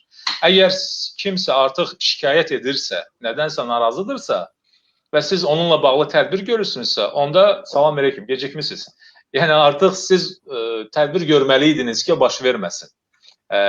Siz əgər praktik şəkildə, misal üçün, hansısa məsələ ilə, tədrislə bağlı, təhsillə bağlı, məktəbdən kənar fəaliyyətlə bağlı deyək ki, şikayəti önləyirsünüzsə, bu sizin yaxşı göstəriciniz. Demək ki, siz bir həftə bundan öncə bununla bağlı valideynlərlə söhbət etdiniz, e-mail göndərdiniz və yaxud məktəb uniformasından bağlı hansısa bir məsələ var ki, ondan narazı ola bilərdi, amma siz onu önlədiniz.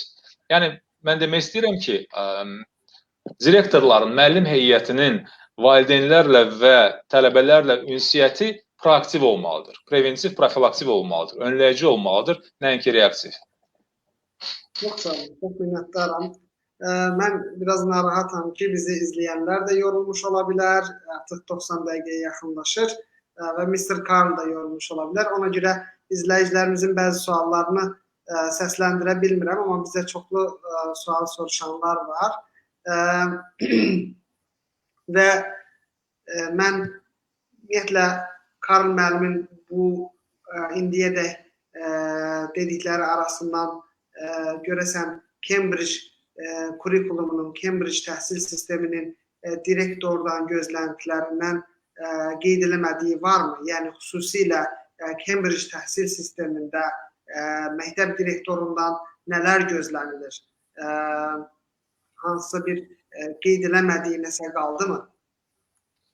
I'm very much concerned, Mr. Lander, about the time, and I'm also concerned making sure that we are not exhausting you and we're not exhausting the followers, the spectators, just to make sure that we're using the time to the most of it, and we're using your time to the most of it. So, very last piece, if I may, what would be the expectations of the Cambridge education system from a director?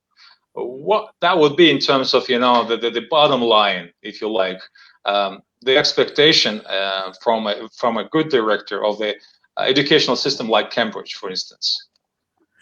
Okay, well, the Cambridge educational system is more a company. It's modelled on the British educational system. Cambridge is just one official authority that's licensed by the government. So you can have Cambridge, EdXL, AQA, RSA, Oxford. There's a number of examining bodies, but they are all, Cambridge is the typical one. It's a unique system. So under the Cambridge system or under the British system, a student will start school a year early compared to Azerbaijan. They will also undertake much more intensive studies. So you finish your secondary education in Azerbaijan at 18 years of age and off you go to university. In the UK, you would get your GCSEs, your General Certificate of Secondary Education, at 16. That's 2 years early. So under the Cambridge system, you also finish at 16. You have your secondary certificate of education, your IGCSE, 2 years early. But what that means is that you've got much more intensive study. You've started younger, a year younger, and you've done an extra year's study during that time. So the Cambridge system is much more intensive for a director. Remember earlier we talked about the importance of balancing the academic. Now we're saying that the academic is much more intensive because you're finishing by 16 years of age. And now we need to balance that with lots of support on the pastoral side. So those familiar with the British education will know that we have houses in school. House is a way of supporting and caring for the students. We have to increase the care and the welfare because of this academic intensity. I'll let you translate that first. Qoşqar müəllim, bilirsinizmi, bu Cambridge təhsil sistemi modeli əslində Britaniya klassik təhsil sistemi üzərində qurulmuşdur. Burada bir orqanın nəzarət funksiyası həyata keçirir. O nəzarət altında istər AQA olsun, RSA olsun, Oxford olsun, bunlar əsasən bu tip təhsil sisteminə tətbiq edirlər. Yəni, kənardan onların üzərində bir nəzarət edən orqan və bir modeldən istifadə olunur. Cambridge-i fərqləndirən nədir? Azərbaycanda siz məktəbi bitirirsiniz 18 yaşında və məzun olursunuz və sonradan ali təhsil ocaqlarına tələbə olmaq üçün müraciət edirsiniz. Cambridge-də isə deməli, artıq 16 yaşında siz orta təhsil haqqında sertifikat alırsınız, şəhadətnamə alırsınız, bizim dildə desək, diplom alırsınız və Cambridge-də siz bir il daha əvvəl başlayırsınız və bir il daha çox oxuyursunuz. Bunun nəticəsində siz 16 yaşında artıq sizdə GCSE sertifikatı, yəni orta təhsili bitirməyiniz haqqında bir şəhadətnaməniz olur. Bununla siz 2 il udmuş olursunuz. Yəni bir il əvvəl başlayırsınız və bir il daha çox oxuyursunuz. İndi baxın, biz bundan əvvəlki qeydlərimizdə belə bir şey dedik ki, təhsil balanslı olmalıdır. Yəni, bir tərəzinin bir tərəfində akademik bilikdirsə, tərəzinin digər tərəfində tələbənin, şagirdin bir insan kimi formalaşması və onun ehtiyaclarının qarşılanmasıdır. Yəni, bunlar bir-birini tarazlamalıdır. Cambridge sistemi daha çox intensivdir. Daha çox akademik cəhətdən yüklüdür. Yəni, tələbənin üzərinə çox yüklənir. Və daha çox onlar vurğunu edirlər akademik tərəfə, nəinki digər məsələlərə. Amma mən təbii ki, tövsiyə edərdim ki, bu daha balanslı olsun. Cambridge sistemi daha intensiv olduğuna görə də direktorun işi daha intensivdir, daha ağırdır. Onun yükü daha ağırdır. Çünki tələbələr daha erkən yaşlarında gəlirlər və onlar daha bir il daha çox oxuyurlar. Və bu müddət ərzində tədris proqramı, kurikulumda çox intensivdir.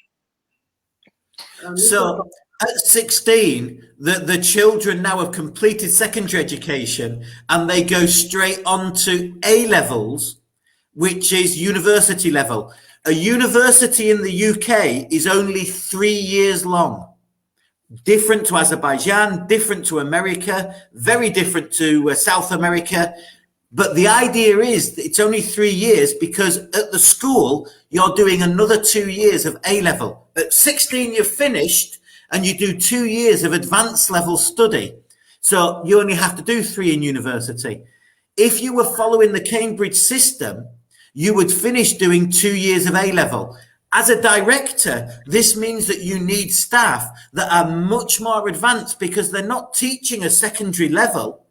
They're teaching university level physics or chemistry or math or history.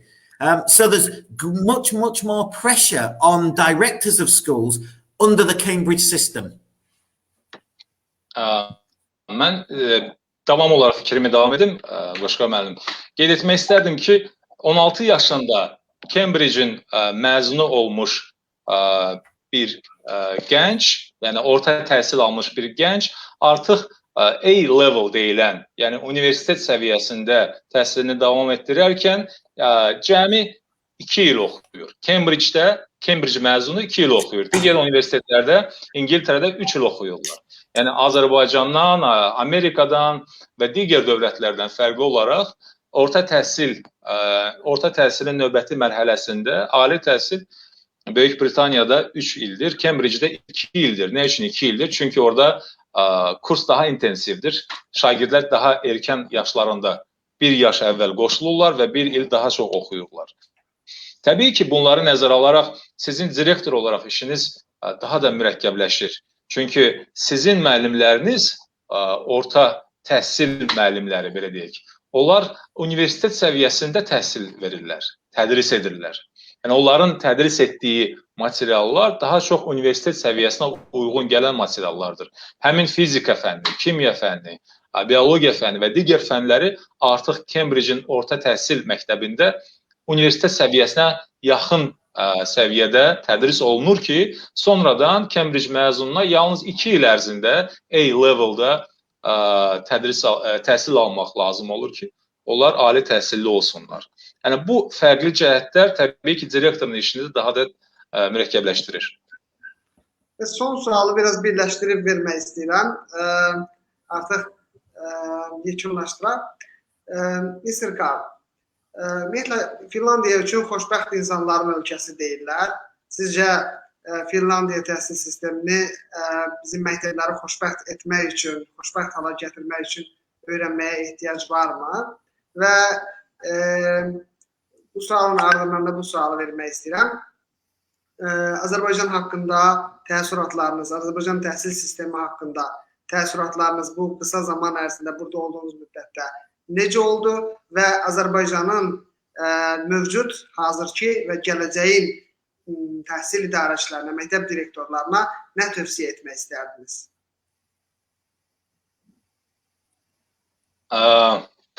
Well, Mr. Lander, we're coming to the end, so I will put my final question to you. What do you think, if to generalize it, if to put things together in a nutshell, they call Finland a country of a happy people. You know, Finland is known as a country of a happy people. So do you think there is a need to learn from Finnish education system to make, you know, the school a happy place? Do we need to benefit from the Finnish education system? Do we need to learn from it? This is the first question. And the second question is about your impressions of Azerbaijan. During your short, stay in Azerbaijan, what are your impressions of a country, of a nation, of a people? What are your impressions about the education system? And having in mind the current state of the arts in the education system, what would be your wishes? What you can recommend for the future developments, for the progress of the education system, and for the directors specifically? Thank you. Yeah. Okay. So to answer the first question, we can learn off everybody. There isn't anybody in this world you can't learn from. But we have to be very careful what we cherry pick or what we take from other cultures. So, for example, the Finnish system is awesome. It's good, but it works because it goes together with the Finnish culture. So, in Finland, all children are expected to be able to read and write before they go to school. So, what grandparents do is they stay at home during the day, and all grandparents teach their grandchildren to read and write. Yes, if you want the Finnish education system, let's get all grandparents in Azerbaijan teaching their grandchildren to read and write. Then it will work. We have to be very careful to say what we take from the Finnish system. Yes, we can learn from them, and we can learn a lot, but we have to understand how it works in the context of their culture, because you can't just, I have worked for a government who just take from one culture and think, we'll put it in our culture, and they don't have the background to it. Evo Morales in Bolivia, who was their president for a number of years, decided to pass a law to make all grandparents read to their children, to their grandchildren.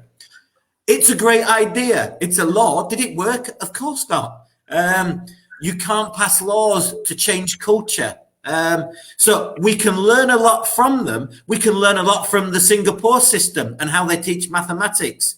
We can learn a huge amount from South America and how they teach citizenship and the role of the individual. We can take a lot from North America and how they teach about women's rights. We can take something from everywhere. But Azerbaijan is a special place. It is its own unique culture. So we need to take things and understand how we apply it here. And it's not as simple as just taking and dropping it in. That's what politicians do. As educators, that's what we're trying to avoid. There is no quick fix, but yes, we can learn from everybody. Sorry, that's the first one. Birinci sualdan başlayayım Qoşqar müəllim. Əlbəttə ki, biz hər kəsdən, hər bir ölkədən öyrənməliyik. Lakin öyrənərkən ehtiyatlı olmalıyıq. Nəyi götürdüyümüzü, necə tətbiq etdiyimizi, bunları unutmalıyıq. Buna fikir verməliyik. Əlbəttə ki, Finlandiya sistemi, Finlandiyanın təhsil sistemi çox gözəldir. Lakin bu sistem Finlandiya mədəniyyəti üçün, Finlandiya mühiti üçün özünü doğruldubdur. Finlandiyada bilirsiniz necədir? Babalar və nənələr öz nəvələri ilə məktəbə qədər həmin nəvələri yazmağı, oxumağı öyrətmək üçün məşğul olurlar. Ayrıca olaraq buna vaxt ayırırlar. Ailələrdə bu vəzifə baba və nənələrə verilibdir. Onlar bununla məşğul olurlar. İndi gəlin belə deyək. Finlandiya sistemini götürək, yaxşı, mən razı. Amma eyni zamanda da baba və nənələrin üzərinə də belə bir öhdəlik qoyaq ki, onlar məktəbə qədər, uşaqların məktəbə qədər bu baxımından, yəni təhsil baxımından oxuma və yazma savadını versinlər. Belə bir təcrübə yeri gəlmişkən yadıma düşdü. Boliviyanın prezidenti var idi, Morales. O hətta qanun səviyyəsində bunu qəbul etdi. Boliviyada qanun qəbul etdilər ki, bütün baba və nənələr öz deməli nəvələrini oxumağa və yazmağa öyrətməlidirlər. Yəni bunu məcburi etdilər. Belə bir mükəlləfiyyət yaradıldı, amma özünü doğrultmadı. Ona görə mən demək istəyirəm ki, hər bir təcrübə öyrənilməlidir, amma o təcrübə yerli mühitə uyğunlaşdırılmalıdır. Yəni kör təbii yamsılama olmamalıdır. Biz Singapurun riyaziyyat fənni ilə bağlı da təcrübəsini öyrənməliyik. Biz Cənubi Amerikada vətəndaşlıqla bağlı, vətəndaşlıq şuuru ilə bağlı yanaşmanı öyrənə bilərik. Şimali Amerikada qadın hüquqları ilə bağlı yanaşmalar var təhsil sistemində. Yəni bunlar fərqlidir. Əsas odur ki, yerli şəraitə uyğun, yerli adət-ənənəyə, mədəniyyətə uyğun düzgün bir yanaşma işlənib hazırlansın. Çünki Azərbaycan özü də fərqlidir. Biz təhsil işçiləri olaraq, təhsil sahəsində idarə edicilər olaraq düzgün qərarlar qəbul etməliyik. Yəni siyasətçilər indi hansı qərarlar qəbul edirlər, o fərqlidir siyasət səviyyəsində. Amma təhsil səviyyəsində müsbət təcrübələr öyrənilməlidir və sonradan yerli şəraitə uyğunlaşdırılmalıdır. İndi fikrimi ikinci sualla bağlı davam edim. Okay, and so for the second question, I suppose you're asking if I had a magic wand, what could we do in Azerbaijan and what do I think of it so far? So I think the biggest thing that struck me working here so far and meeting various different directors from different schools and visiting the ministry on a number of occasions and meeting other teachers, not just the 150 teachers in our school, is how enthusiastic our teachers are and how much energy they have and desire they have. I go further, hunger they have to be better teachers. I've worked, as I said, in different countries around the world, and some countries see teaching as a job.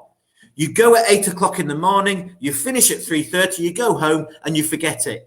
And that's not the case in Azerbaijan. In Azerbaijan, it's very much a vocation and it's something people want to do and have a huge amount of pride in. So I think that's been the most impactful on me is the enthusiasm and the open-mindedness and that hunger to be better teachers that I've seen of our staff.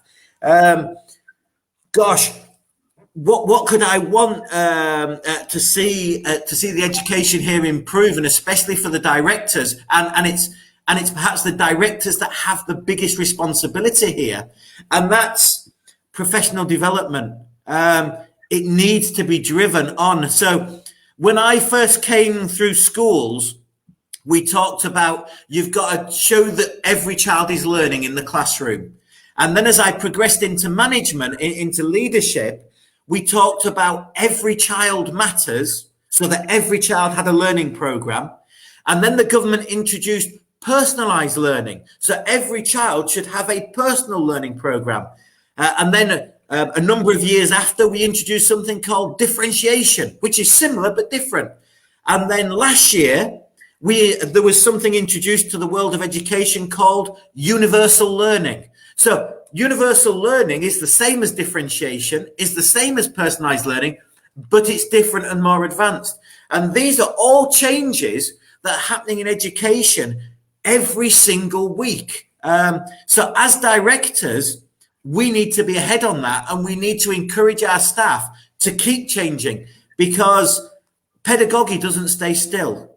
It constantly changes. And so in our schools, and I think this is especially true in Azerbaijan, we need to be working very hard on the professional development of the teachers, so that they are learning at a rate the same as the students, and they can deliver new education, they can develop themselves to improve the learning of the students. That's what I would most like to see from Azerbaijan, a change in the approach, or perhaps a greater financing and greater funding for teacher training, so that teachers are given the tools in which to improve the learning from. And I think that would see huge dramatic changes in the arts and the importance of the arts, because we would understand the role of the arts and the science and the maths and the humanities. We would see them, how they all work together, and that as a teacher, we're not just delivering science, we're delivering a whole plethora of learning for the child. And perhaps we can work more together, and I can learn from Mr. Martin, or I can learn from Mr. Qoşqar, and you can deliver in my lessons, and I learn from it. So it's that collaborative learning and that constant improvement that is a culture that I would like to see more in teaching. And that's especially because in Azerbaijan, I've seen the hunger that teachers have. In the school I'm at, when we did a training day, I didn't deliver on the training day. The directors didn't deliver. The staff that had the expertise were all delivering their points that they knew about. And I would like to see that developed much, much more, so we all had access to constant professional development. I don't know if that was what you asked, Mr. Qoşqar, but... Yes. Thank you very much. Okay. Qoşqar müəllim, sualınızla bağlı, yəni əlavə etmək istəyirəm. Azərbaycanda soruşduğunuz olduğum müddətdə mənim təəssüratlarım nədir və nə tövsiyə edərdim direktorlara və müəllimlərə? Bilirsinizmi, ən çox təsir edən burada istər direktorlar olsun, istər müəllimlər olsun, müxtəlif təhsil sahəsinin işçiləri ilə görüşdüm. Təhsil Nazirliyində görüşləri oldu. Yəni mən bunu bir mənalı deyə bilərəm. İstər bizim Azərbaycan Britaniya Kollecinin 150 müəllimi olsun. Onların hamısında, müəllimlərin hamısında böyük bir entuziazm var idi. Böyük bir həvəs var idi. İnkişafa doğru həvəs var idi. Hətta mən belə bir kəlmə istifadə edəcəm. Onların gözündə bir aclıq gördüm, bir iştah gördüm. Peşə təkmilləşməsi baxımından, ixtisas artırma baxımından və Azərbaycan cəmiyyətində müəllimlərdə belə bir istək var. Mən elə də ölkələr görmüşəm ki, bu ölkələrdə müəllimlər öz peşələrinə, yəni müəllimliyə sırf bir rəsmi iş kimi yanaşırlar. Yəni gəlirəm saat 9-da, gedirəm axşam saat 5-də, 6-da və s. və bununla mənim işim bitir. Azərbaycanda belə deyil. Azərbaycanda müəllimliyə bir məslək kimi yanaşırlar. Həqiqətən də bir məslək kimi yanaşırlar. Bunu bir şərəf bilirlər. Bu bir fəxarət hissidir, bir şərəf məsələsidir Azərbaycanda müəllimlik. Və Azərbaycanda müəllimlər öyrənməyə açıqdırlar. Onların ümumiyyətlə dünya görüşü, onların baxışı açıqdır. Bunu mən qeyd etmək istəyirəm və nəyi tövsiyə edərdim? Peşə inkişafını tövsiyə edərdim. Peşəkar inkişafı, peşə inkişafını tövsiyə edərdim. ki, bu yolda müəllimlər, direktorlar irəliləsinlər, davam etsinlər, ixtisaslarını artırsınlar, liderlik istiqamətində də. Bilirsinizmi, yəni Azərbaycanda artıq təhsil sahəsində çox sürətlə tərəqqi prosesi gedir. Burada every child matters, personalized yanaşma, yəni differentiation'dan tutmuş, yəni hər bir uşağın önəmi var, yanaşması var. Bunun ardınca bir digər yanaşma var idi, fərdiləşmiş öyrənmə, personalized learning. Bunun ardınca bir digəri var idi, bu da differentiation idi, yəni diferensiyalaşma. Yəni uşaqları fərdi şəkildə digərlərindən onların ehtiyaclarına, biliyinə, savadına və istəklərinə görə fərqləndirmək. Bunun ardınca, yəni bunlar hamısı bir il ərzində başlayırdı. Universal təhsil gəldi. Universal təhsil yanaşması gəldi. Bu daha da genişdir, daha da mütərəqqidir. Halbuki bunların təməli eynidir. Yəni sözümü nəyə gətirirəm? Biz demək olar ki, hər həftə, hər ay yeni proseslərin, yeni mütərəqqi çağdaş proseslərin şahidi oluruq. Bu deməkdir ki, biz yerimizdə saymamalıyıq müəllim olaraq. Mən bunu sizə tövsiyə edirəm ki, pedaqogika elmi ümumiyyətlə yerində saymır. O, durğunluq yaşayan bir elm deyil. O, inkişaf edir, daim təkmilləşir və mən sizə tövsiyə edirəm ki, siz də müəllim olaraq daim axtarışda olasınız, daim bilik və bacarıqlarınızı, səriştələrinizi artırasınız, püxtələşəsiniz. Və qeyd etmək istərdim ki, burada digər bir yanaşma əməkdaşlıq xarakterli öyrənmədir. Yəni, tək bir fən üzrə deyil, siz hansısa bir konkret fən üzrə müəllim ola-ola digər sahələrlə də biliyinizi artıra bilərsiniz. Burada həm incəsənəti də qeyd edə bilərəm, mən humanitar fənləri də qeyd edə bilərəm, mən tətbiqi fənləri qeyd edə bilərəm, təbiət fənlərini. Burada yəni kooperativ öyrənmə, yəni birlikdə öyrənmə, kollektiv öyrənmə də çox vacibdir. Yəni mənim əsas deyəcəklərim, tövsiyə edəcəklərim bunlardır. Mən Azərbaycanda yəni böyük bir potensial görürəm müəllimlərdə. Odur ki, inkişaf etməkdə davam edin. Çox sağ olun, çox minnətdaram, çox təşəkkür edirəm. Webinarımıza qonaq olduğunuz üçün çox dərin təşəkkürümü bildirirəm. Bir əməkdaş olaraq, bir həmkar olaraq sizi qonaq etmək çox xoş idi mənim üçün. Sabah görüşənə qədər. It was an honor for me, dear Carl, to host you as a guest to T-Network, and also as a boss of mine. It was pleasure to receive your insights, to receive your comments and inputs. We highly appreciate it. So I hope to see you soon, if not tomorrow. Thank you so much for being with us. Okay, thank you, Mr. Martin, and thank you, Mr. Qoşqar, for having me, and for everyone out there listening that has had to listen to me now for almost 2 hours. So thank you, everyone, and good luck tomorrow. Thank you. See you tomorrow. Təşəkkür edirəm. Məni dinlədiyinizə görə deyir cənab Blender. Demək olar ki, 2 saat ərzində dinlədiniz. Mənim üçün şərəf oldu. Qoşqar müəllimə də təşəkkür edirəm. Çok sağ olun. Sorry, because tomorrow is the first day when we're back in schools that we can start to make a difference. Because tomorrow is a new day. Sabah yeni səhifədir. Sabah yeni gündür. Çünki bu aradan sonra, bu pauzadan sonra biz yenidən məktəbə qayıdırıq. Birinci qayıdış günümüzdür, belə deyək. Sabahdan fərq yarada biləcəyik, yeni səhifə aça biləcəyik. Sağ olun əziz izləyicilər. Gələn bələdçilərdə görüşmək ümidilə. Sağ olun, sağlıqla qalın. Çox təşəkkür edirəm Mətin bəy. Sağ olun.